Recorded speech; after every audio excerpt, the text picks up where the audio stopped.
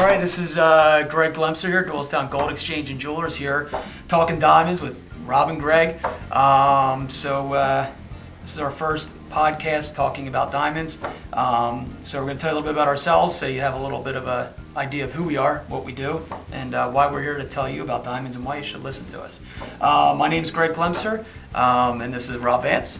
How you doing, Rob? I'm doing great, and I love talking about diamonds. I love talking about diamonds, great. All right, so personally, I'm a graduate gemologist. I've been in the jewelry business about 20 years, and I love working with customers. I used to be a teacher, so as a teacher, you talk to people, you teach them about things, and really lends itself to what we do as far as in the jewelry business, because when people go to buy diamonds, there is a lot of education, there's a lot of teaching, there's a lot of answering of questions, and from my previous experience as a teacher, becoming a graduate gemologist, and working in this industry, I think really helps me with the way I relate with customers. I really enjoy it, and I like educating them on the things that we sell and the important things that they need to know when buying a diamond. Rob, I met him probably 3 years ago. I met about 2.5 or 3 years ago. 2.5, 3 years ago. And my background is that I've been in the business for 30 years. In the 1980s, I spent a lot of time in jewelry store management for two different chains. One was a very big East Coast chain. That was actually in the 80s. In the 90s, I became the diamond buyer for Littman Jewelers, where I traveled to Israel, Belgium, and India. Had some really great trips with piles of diamonds in front of me. Yeah, that's one thing I never got to do. So you did. How many years did you do the traveling over there? The traveling was from early 90s to 1998, so it was probably about 7 years, I would say. And how often would you go over there? Was that you had to go a few times a year. Oh, really? Yeah, the trips were, because those are major cutting centers. Belgium, Israel, India, those are all world major cutting centers. We felt like we were getting a price advantage by buying there. Anyway, in 1998, then I went to the wholesale side of the business, and I worked for some very large diamond manufacturers. I'm a graduate gemologist. Greg is one of my best friends in the business. Definitely. And definitely. And we're here to talk about diamonds. Yeah, and like Rob was saying, with buying diamonds, I've been mostly in retail. So, the experience you had of traveling overseas, it's something that I've never done. I mean, most of the diamond dealers I dealt with would come into our store, with a parcel of diamonds, which is basically almost like a little bag of diamonds, put them out there and pick through them. So, when Rob and I met 3 years ago and started working together, one thing that we kind of bring is really an international or world view of the diamonds, really, because, a lot of things he's told me over the years with, going in these cutting centers, dealing with the people, how the process works.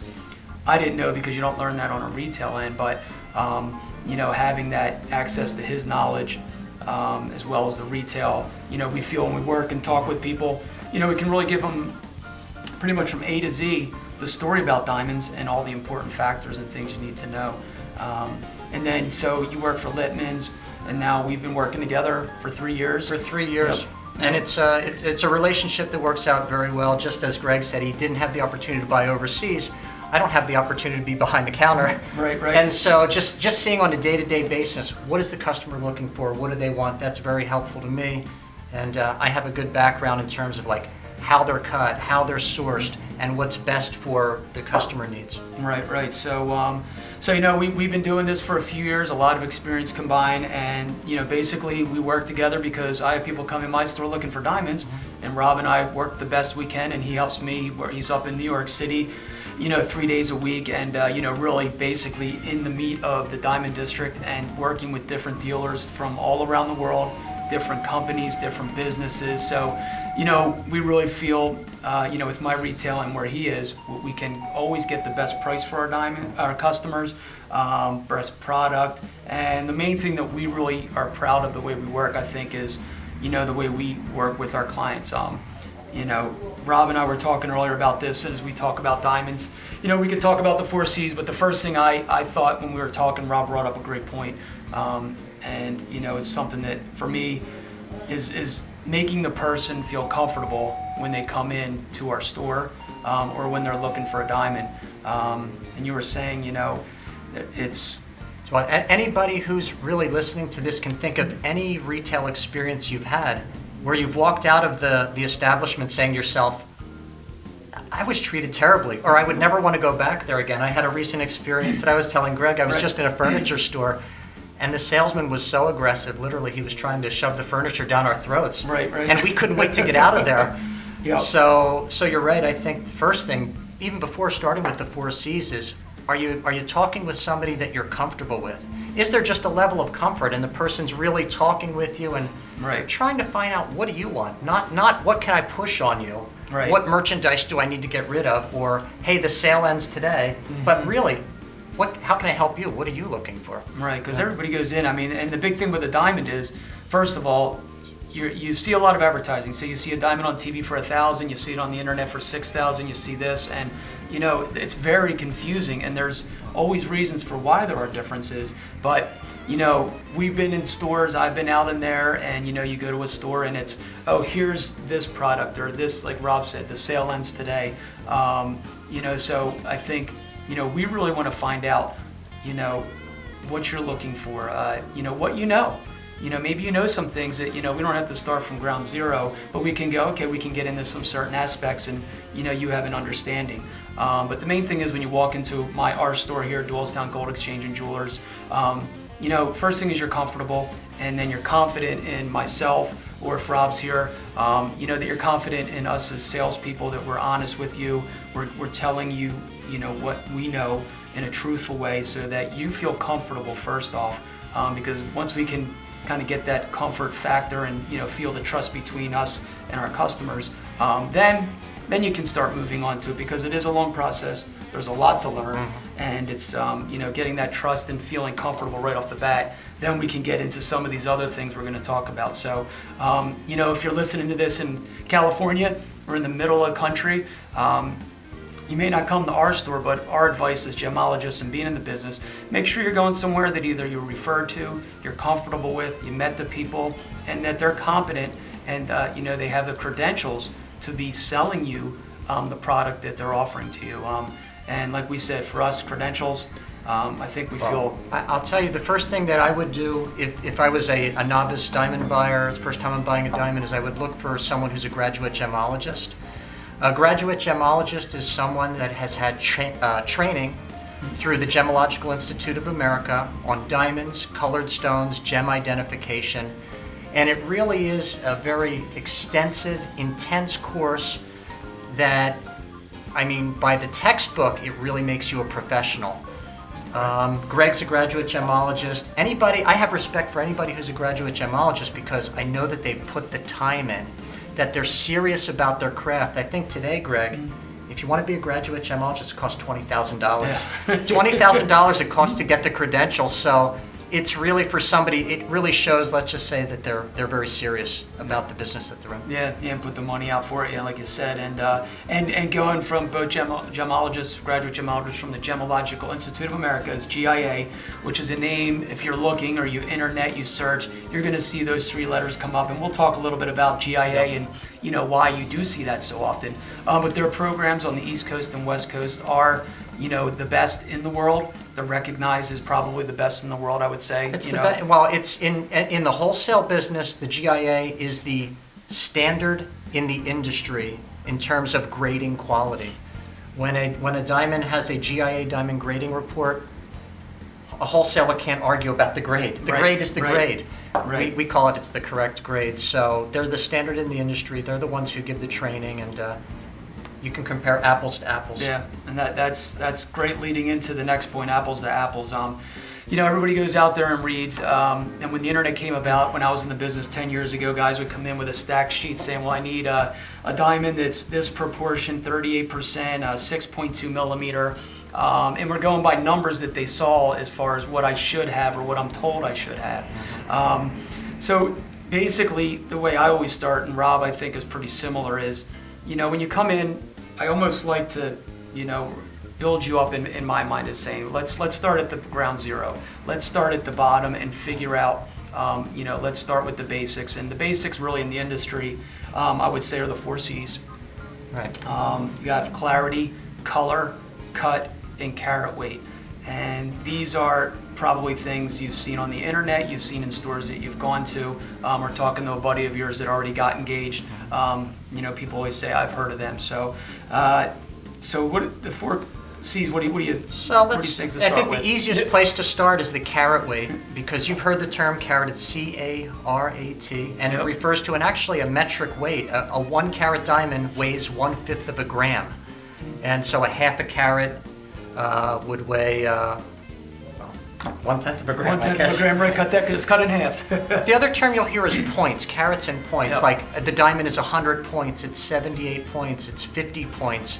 The points are sort of like change in a dollar.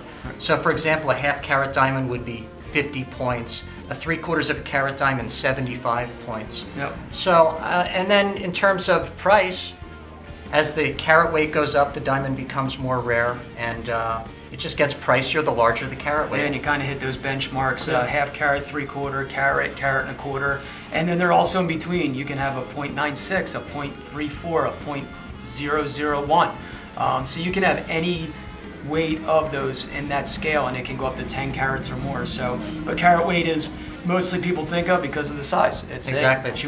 Right. The bigger the diamond, the better your relationship will be, I guess. I don't know. We've seen it all. But so the carat weight's probably you know, the one that everybody knows. So carat weight's basically dealing, you know, in layman's terms and making it easy, which I really like to do. Is, you know, it's going to be the size of the diamond. The size of the diamond. And 1 carat is probably the one that people hear. And, you know, I mean, I guess I've been selling diamonds. I sell them anywhere from probably, you know, a 10-pointer, which is, you know, 1/10 of a carat on up. And there's no standard. There's no, this is the size you have to have. It's kind of a combination of, what I guess she likes, what you can afford, you know, quality and all those things. So carat weight, we're looking at the size. Then you can get into these areas here where there really can be, between grading of the diamonds, a vast, the weight's pretty much on. You can put it on a scale, you get the weight. Nobody's going to be able to dispute that. Right. When it comes to clarity and color, those are 2 of the next C's. Clarity and color are, I mean, this topic can really, you know, can tie into many different things. But I guess if we just go, let's just talk about the straightforward their meanings are. Clarity deals with the gradings of the imperfections that are internal on the diamond. And the scale goes from flawless down to I3, which is the lowest imperfect stone that you would see. Right. You have flawless, internally flawless, VVS1 and VVS2. The term VVS is very, very slightly included. Yeah. 1 is better than 2, but really the one-word definition for that is minute. Right, yeah. Even a graduate gemologist looking under 10 power, the inclusion in it is going to be minute. Yeah. The next grades are VS, VS1 and VS2, VS1 being the higher. And the one-word definition of that is minor, meaning when you're looking at it under 10 power, the inclusion is minor. Right. The next 2 grades are SI, SI1 and SI2, stands for slightly included. One-word definition is noticeable. Noticeable, yep. Under noticeable. 10 power, the inclusion is noticeable. Yep. And then the last 3 grades are imperfect grades, I1, I2, I3. One-word definition is obvious. Yep. The imperfections are obvious under 10 power and most likely to the naked eye as well. And Rob's referring to, and I just happen to have it on handy here, loop. This is a 10 power, 10 times magnification gem loop, and you'll see most jewelers, like I have it around my neck here, or Les on Pawn Stars has it around his neck, or at every jewelry store. Basically, this is what helps magnifies the diamond, so you can look into it to see some of these imperfections. Yeah, the clarity grades, you know, it's pretty important that, as you know, you talk about first having the credibility of a graduate gemologist, somewhere you're comfortable. And then when you're looking for this clarity, you know, most of the time I'll show a brochure that shows all these different, you know, levels of the grading, that shows some minute drawings of what it would look like. And then we'll show it to you under magnification. So I can actually point out to you with the gem scope or the loop where these inclusions are, so you can look at it and say, oh, I've heard so much about them. I've heard about black carbon or carbon in my diamond. And that's basically the inclusions in there. In that scale, that's probably one of the biggest, I guess, in our business, the biggest, I'm trying to think of the word, disparity, maybe in gradings, because one person's VS1 is another person's SI1. So this dealing with clarity is very important. That's actually a really good point, is that you can have done all your research, you understand a little bit about the 4 C's, you know that, let's just pick a grade. I want an SI1 diamond or I want an SI2 diamond.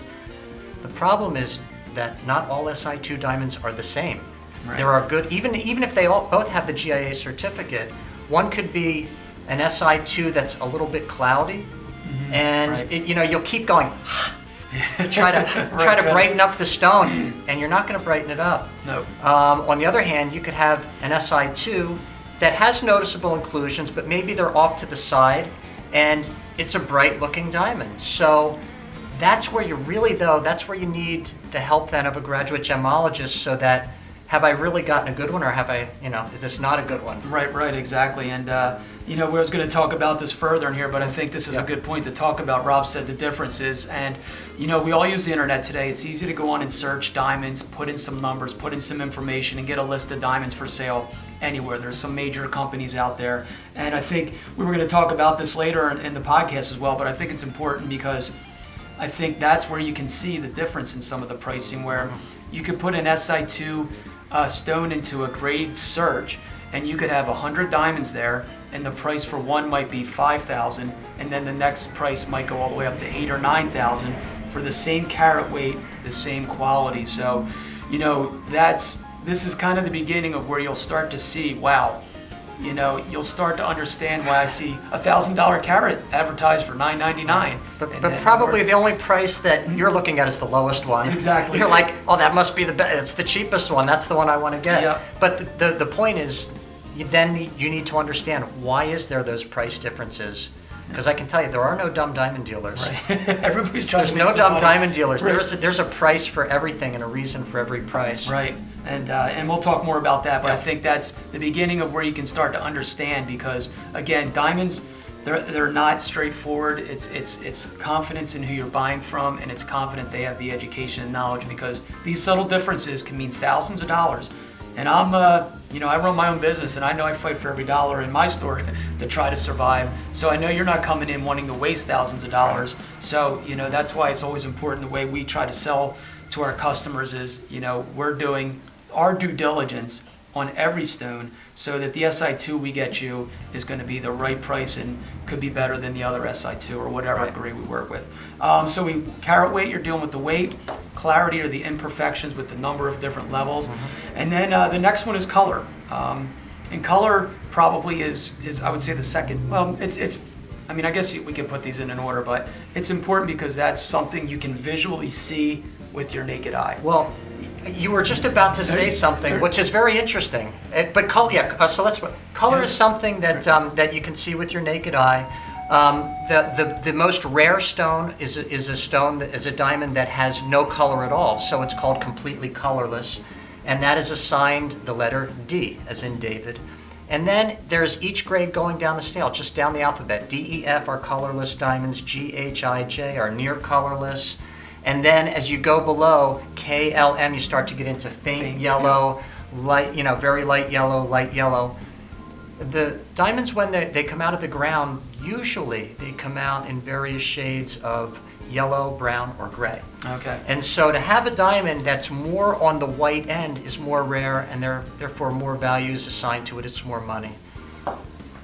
Most diamonds that, the reason why I was going to say you were about to say something is, one of the things that every store you go to will sort of have are marketing something. Right. So one store may tell you, listen, color is the most important thing. Right. And another store is going to tell you, no, clarity is the most important thing. Or the cut. Or the cut is, yeah. Oh no, it's the cut. Yeah. It's a certain type of cut.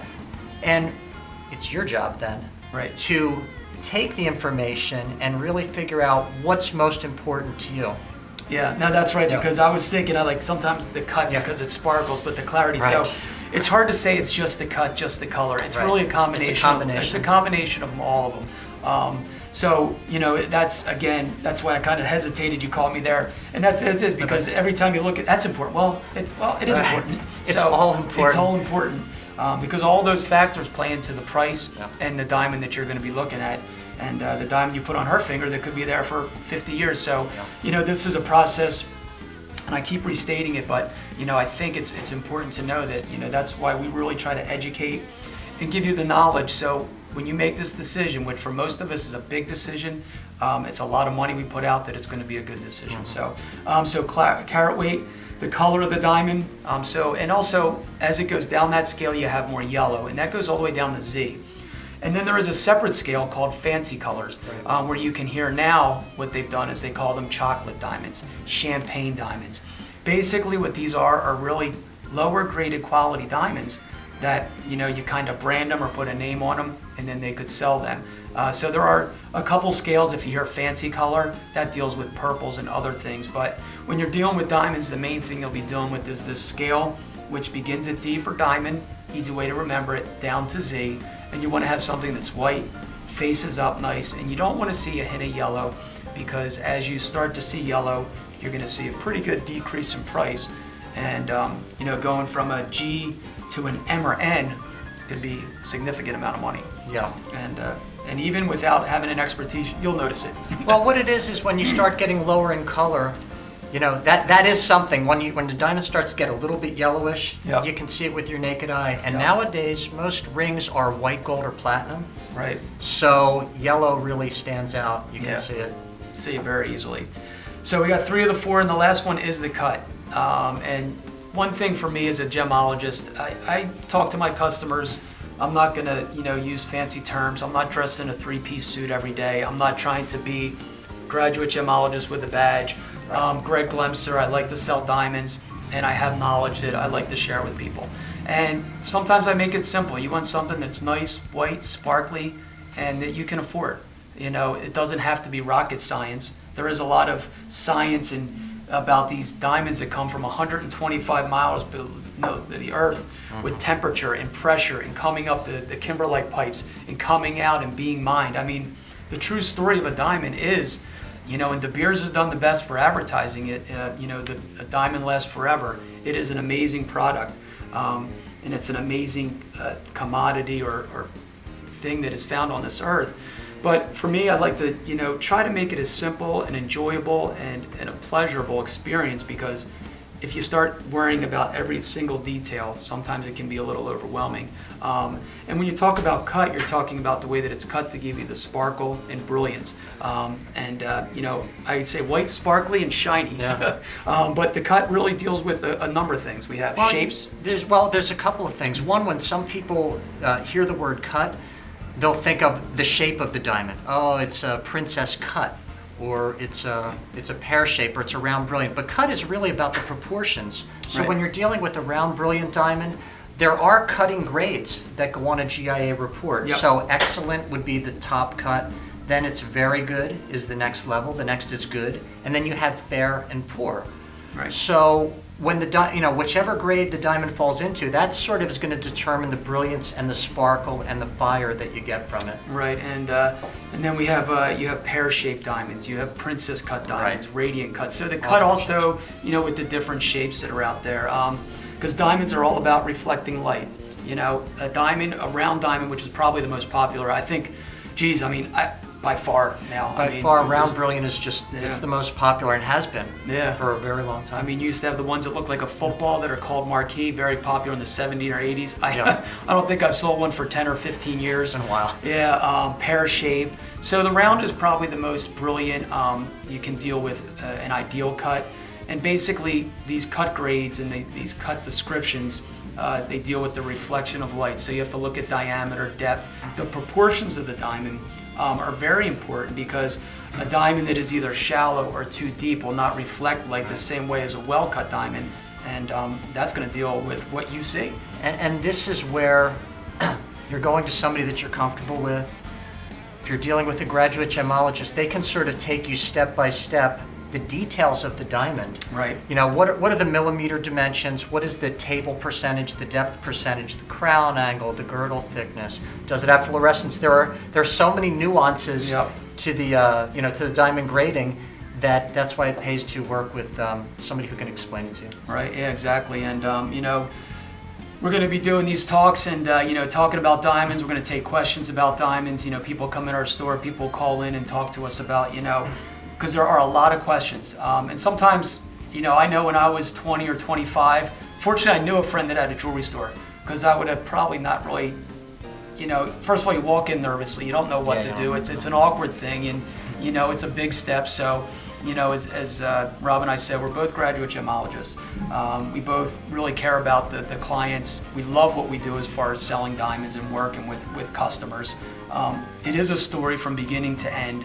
Meeting somebody. I've been invited to many weddings now. I have also. You get sent the cards, the thank yous. See when they have kids. So, this process of selling a diamond, for me is never about, here's your diamond, good, I made some money, I move on.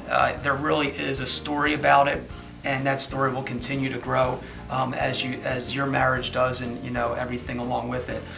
So, today we talked about what to look for. Just to recap, Rob and I gave you kind of what we do in the business, but first thing we both feel is important coming in with us or wherever you go is being comfortable with the person you work with, for sure, in the store, and the credentials of that person. I guess GIA, graduate gemologist, is probably the number one thing if you're looking to find. And then the 4 C's. And try to get an understanding of the 4 C's. Really know, try to do some background and really know what you're about to get into, and enjoy the process. Yeah. Then you can really enjoy the process. If you're working with somebody who you enjoy working with, and they can take the time to work with you and really show you what you're looking for, not really what they want to sell you today, but really what suits your needs.